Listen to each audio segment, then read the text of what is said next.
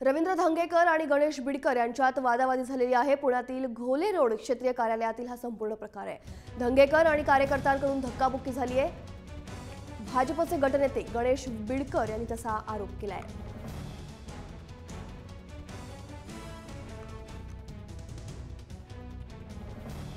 रवींद्र धंगेकर आणि गणेश बिडकर यांच्यात वादावादी झाली आहे। पुण्यातल्या घोले रोड क्षेत्रीय कार्यालयातील हा संपूर्ण प्रकार आहे।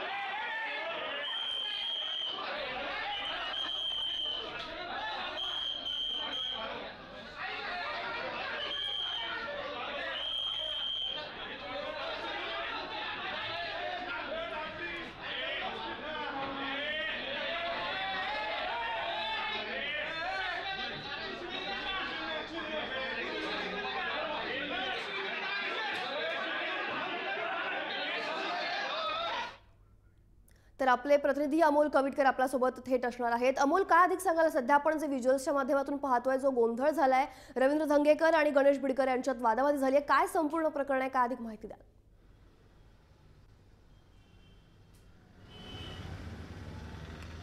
सगळ्यात महत्त्वाची गोष्ट म्हणजे आज अर्ज माघार घेण्याची शेवटची मुदत होती आणि आज 3 वाजेपर्यंत अर्ज माघार घेण्याची वेळ होती। त्यामुळे स्वाभाविकपणे सकाळपासून कार्यकर्त्यांची गर्दी जी आहे ती खूप मोठ्या प्रमाणावरती पुण्यातल्या घोले रोडवरील क्षेत्रीय कार्यालयामध्ये होती आणि सकाळपासूनच गणेश बिडकर, रवींद्र धंगेकर हे दोन्ही नेते जे आहेत ते या कार्यालयामध्ये होते।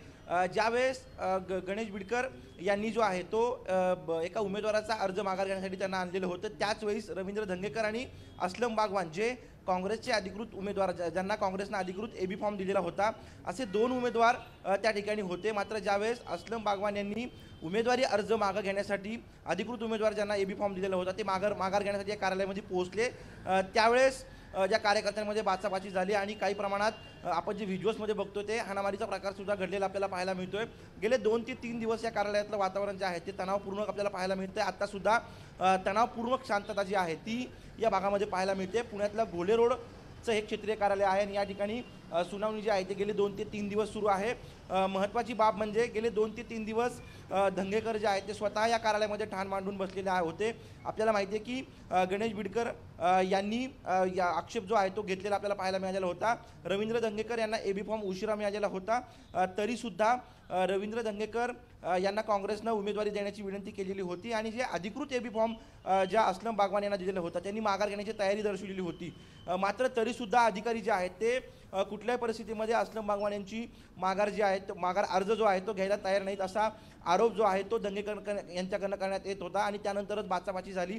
आत्ता पूर्णपणे तणावपूर्ण शांतता असली तरीसुद्धा दोन्ही गटांमध्ये तणाव जो आहे तो अजूनही आपल्याला कायम असलेला पाहायला मिळतोय। इतकंच नाही तर पुण्यामध्ये राष्ट्रवादी काँग्रेस असेल या दोन्ही पक्षांकडनं सातत्यानं आरोप होतोय की सगळी निवडणूक यंत्रणा जी आहे ते पूर्णपणे भाजपनं ताब्यात घेतलेली आहे आणि भाजपचं पूर्णपणे या निवडणूक प्रक्रियेवरती आणि निवडणूक कार्यालयावरती वर्चस्व आहे, अशा प्रकारचा गंभीर आरोप जो आहे तो काँग्रेस आणि राष्ट्रवादीकडनं केला जातो। तर दुसरीकडे नैराश्यामधनं अशा प्रकारचे आरोप केल्याचा दावा भाजपकडनं केला जातोय। मात्र अशा प्रकारची राडेबाजी जी आहे ती पुण्याच्या निवडणुकीच्या इतिहासामध्ये फारशी घडलेली नाही आहे। पुण्यातल्या निवडणुका विशेषतः सगळ्याच राजकीय पक्षांमध्ये अत्यंत शांत पद्धतीने होत असतात, शांत पद्धतीने ही निवडणूक पार पडत असते। मात्र यंदा या निवडणुकीला जरा काही वेगळं वळण लागलेलं आपल्याला पाहायला मिळतं। नक्कीच निवडणुकांच्या पार्श्वभूमीवर जे अशा प्रकारचे गोंधळ जे आहेत ते पाहायला मिळत आहेत। धन्यवाद अमोल दिलेल्या संपूर्ण माहितीसाठी।